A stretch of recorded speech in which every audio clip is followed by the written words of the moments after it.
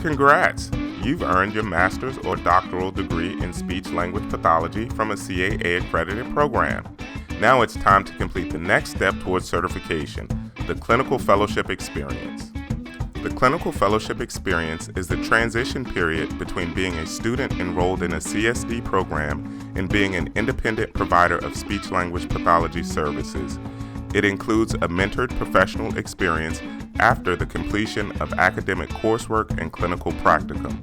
Upon successful completion of the clinical fellowship and certification application process, you'll become a certified member of ASHA and hold the Certificate of Clinical Competence in Speech-Language Pathology. There are 10 steps to keep in mind while going through your clinical fellowship experience, and we have some tips to get you through the process. Apply for certification anytime before, during, or after your clinical fellowship experience. Applying gives you access to amazing benefits like ASHA's Gift to the Grad program and the NISLA to ASHA conversion discount. Choose where you want to work as a clinical fellow, from schools, hospitals, private clinics, and more. The choices are endless. Once you've found a facility, confirm that you'll be evaluating and treating individuals with speech and language disorders, and that a clinical fellowship mentor will be assigned to you. Be sure to verify online that your mentor holds an active CCC SLP certification. Make sure you have enough direct patient contact covering all segments outlined on the clinical fellowship report and rating form. Many states require provisional or temporary licensure in order to practice.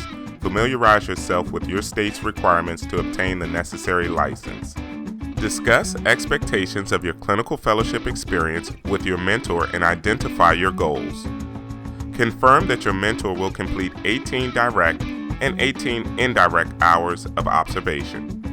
Familiarize yourself with ASHA's Code of Ethics and understand the responsibilities of you and your mentor. You and your mentor are required to complete the clinical fellowship report and rating form throughout your clinical fellowship. Confirm with your mentor that all core skills will be addressed and evaluated. You can change mentors and settings during your clinical fellowship, as well as select multiple settings to meet the maximum 35 hours per week.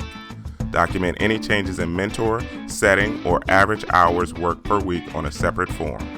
Meet your mentor at least once during each segment for feedback and review. Take notes and focus on areas that need improvement. Ask questions. Use your mentor as a resource. After all, they were once a clinical fellow too. During feedback sessions, you and your mentor must both sign each segment. Assess your scores. You must earn a rating of 3 or better in the final segment for each of the core skills to qualify for certification.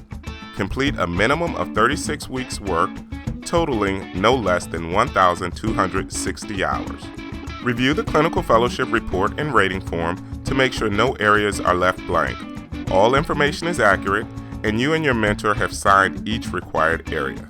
Make a copy of the form for your records. Mail your form to ASHA, which will be reviewed once all other components of your certification application are received.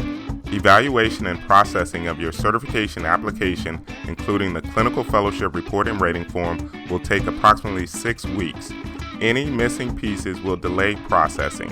ASHA will inform you when you have been awarded certification. Once you receive written confirmation, you may begin signing your name with your CCC SLP designation.